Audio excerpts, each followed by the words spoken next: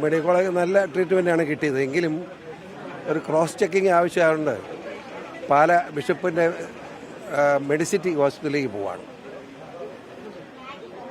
എന്തോ ഇപ്പോൾ ഇന്ന് അവിടെ അഡ്മിറ്റ് ആകാനാണ് ഉദ്ദേശിക്കുന്നത്. പിന്നെ അവിടെ ചെന്ന് ഡോക്ടർമാർ പരിശോധിച്ച് തീരുമാനിക്കാമെന്നുള്ളതാണ്.